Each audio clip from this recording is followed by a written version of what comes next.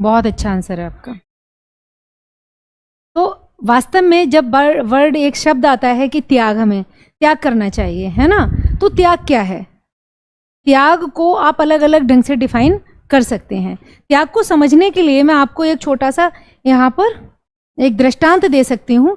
आप लोगों ने सी आर दास का नाम सुना होगा, चितरंजन दास, ठीक है। तो सी आर दास जो थे, उन्होंने एक मध्यम वर्गीय परिवार से बिलोंग करते थे, पूरी पढ़ाई लिखाई की, फिर विदेशों में गए और वहां पर वो लंदन से पूरी बैरिस्ट्री की पढ़ाई करके इंडिया वापस आए, है ना, और यहाँ आके वकालत करने लगे। उस वक्त में वकालत बहुत बड़ा पेशा था, बैरिस्टर बहुत बड़ा पेशा था। क्यों बड़ा पेशा था? क्योंकि अंग्रेजों की जो भूमि बंदोबस्त थे, इनकी वजह से जमीन और संपत्ति के मामले खड़े होना शुरू हो गए थे। नए न्याय व्यवस्था की वजह से मुकदमे आना शुरू हो गए थे, तो वकीलों की बहुत जरूरत पड़ गई। लड़ाई झगड़े करवा ही रहे हैं सारे अंग्रेज जमीनों को लेकर। तो उस समय अगर आप देखेंगे तो मोस्टली सारे लोग आपको बैरिस्टर दिखाई देते हैं। नेहरू जी भी बैरिस्टर हैं, गांधी जी भी हैं, ठीक है, और सी आर दास। तो सी आर दास के जीवन की मैं एक घटना बता रही हूँ कि एक्चुअली त्याग क्या होता है। जब वो यहाँ पर आए तो उन्होंने वकालत शुरू की, और जब वकालत शुरू की तो आप ही देखिए कि उनके केस बहुत बहुत ऊंचे जाते थे। उस दौर में वो हजारों नहीं लाखों में कमाई कर रहे थे, और बड़े नाम थे, गिने चुने बड़े लोग थे। तो अब ये सारे कामों में लगे हुए हैं। उसी दौर में क्या होता है कि 1885 में कांग्रेस की स्थापना हो गई, भारत का पहला राजनीतिक संगठन।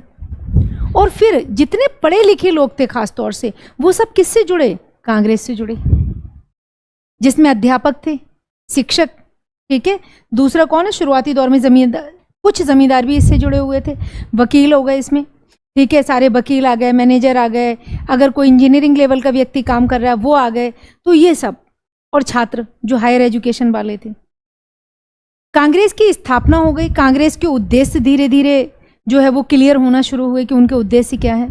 शुरुआती दौर में कांग्रेस एक धीमा संगठन रहा, लेकिन जैसे जैसे कांग्रेस ने गति पकड़ी और उनकी मांगें थोड़ी सी प्रखर होना शुरू हो गई। जब मांगें प्रखर होना शुरू हुई तो सरकार ने कांग्रेस के ऊपर सख्ती करना शुरू कर दी।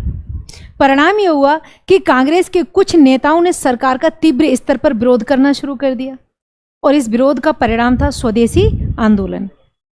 कब चलाया गया भारत में? 1905 में। जब स्वदेशी आंदोलन की भारत में शुरुआत हुई तो स्वदेशी में एक नारा दिया गया, स्वदेशी और बहिष्कार, यानी अपने देश में बनी हुई चीजों का इस्तेमाल करो और विदेशी वस्तुओं का बहिष्कार करो। तो बहिष्कार में कई चीजों का बहिष्कार शामिल था। किन किन चीजों का बहिष्कार हो रहा है? स्कूलों का बहिष्कार, ठीक है, सरकारी नौकरियों का बहिष्कार, सरकारी संस्थाओं का बहिष्कार, सरकारी कानूनों का बहिष्कार, अदालतों का बहिष्कार। तो अब चूंकि कांग्रेस का जो नेतृत्व वर्ग है वो सब कौन थे? बड़े ऊंचे लेवल के वकील थे, बैरिस्टर थे, और ये सब सरकारी नौकरियों में थे। तो चितरंजन दास ने दृढ़ निश्चय कर लिया और उन्होंने अपनी नौकरी छोड़ दी, क्योंकि अगर लीडर एग्जाम्पल नहीं पेश करेगा तो दूसरे लोग कैसे फॉलो करेंगे। जब नौकरी छोड़ी और भारी भरकम चंदा भी वो किस में दे रहे हैं? कांग्रेस के आंदोलन में दे रहे हैं। थोड़े समय में ही क्या हुआ कि उनकी आर्थिक स्थिति कमजोर होना शुरू हो गई। जो महाजन थे वहां पर, साहूकार, उनसे कुछ पैसा लिया हुआ था। कुल मिलाकर उनके 5,000 रुपए का कर्जा था। किसके ऊपर? चितरंजन दास के ऊपर, सी आर दास के ऊपर।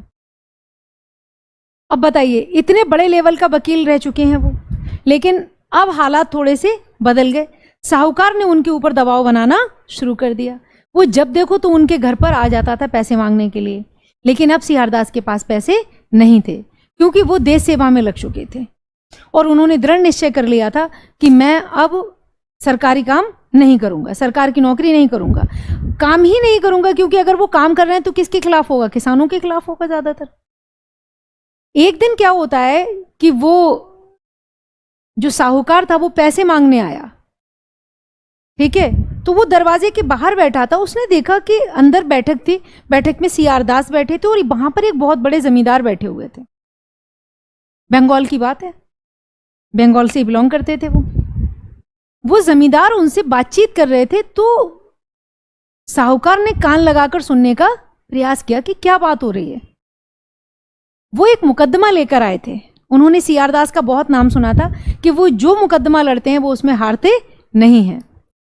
और वो उस मुकदमे के लिए उनसे बात कर रहे थे। तो सीआर दास ने कहा कि नहीं, मैं ये मुकदमा नहीं लड़ सकता हूँ। तो उन्होंने कहा कि अब अपने दिल में सोचा कि शायद इनको पैसे का लग रहा होगा कि मैं पैसा कम दे रहा हूँ, बड़े वकील हैं और काम भी उसका बड़ा था। तो उसने कहा कि साहब मैं आपको 50,000 रुपये दूंगा इस मुकदमे के। आप सोच रहे हो उस दौर में 1907 में 50,000 बहुत मायने रखते थे। तो सीआर दास ने कहा नहीं, आप समझिए अब मैं ये काम नहीं कर पाऊंगा। थोड़ी देर फिर सोचा उन्होंने, फिर बोले मैं आपको 1 लाख रुपए देता हूं, मैं आपको 1 लाख रुपए दूंगा, आप मेरा मुकदमा लड़ लीजिए। तो सीआर दास ने कहा नहीं, मैं आपका मुकदमा नहीं लड़ पाऊंगा। फिर थोड़ी देर वो बैठे रहे, सोचते रहे। फिर उन्होंने कहा कि दिल में सोच रहे थे कि मेरा नुकसान तो बहुत ज़्यादा हो रहा है और अगर सीआर दास ने ये मुकदमा लड़ लिया तो हम जीत जाएंगे। निष्ठा थी उनकी, आस्था थी और वो लोग काबिल भी बहुत थे, सब वकील उस टाइम पे जो भी थे। तो सीआर दास से जब उन्होंने लास्ट अपना प्रपोजल रखा वो था 2 लाख रुपये। बोले मैं आपको इस मुकदमे के लिए 2 लाख रुपए दूंगा, आप इस मुकदमे को लड़ लीजिए। तो सीआर दास हाथ जोड़ के खड़े हो गए, बोले मैंने त्याग कर दिया है अब इस नौकरी का, इस पेशे का, और अब मैं वकालत नहीं करूंगा। और उसके बाद फिर वो जमींदार उठ के खड़े हो गए, हाथ जोड़े और वो चल दिए। सीआर दास उनको दरवाजे तक पहुंचाने आए तो देखा वो महाजन वहां पर बैठकर उनकी बातचीत को सुन रहा था। अब महाजन को ये समझ में आ गया कि मामला क्या है और तुरंत महाजन ने भागकर सीआर दास के पैर पकड़ लिए और रोने लगा बुरी तरह से। बोला मुझसे बहुत बड़ी भूल हो गई, मुझे माफ कर दीजिए। मैं आप पर 5,000 का दबाव बना रहा हूं, डेली आता हूं आपके घर तकाजा करने के लिए और आप अपने सिद्धांतों के साथ खड़े हैं, खुद से लड़ रहे हैं, आर्थिक परिस्थितियों से लड़ रहे हैं। किसके लिए? देश के लिए। कि आपने अपनी नौकरी का क्या कर दिया है? त्याग कर दिया है और आपने 2 लाख के ऑफर को ठुकरा दिया। मेरे 5,000 तो कुछ भी नहीं थे इसमें।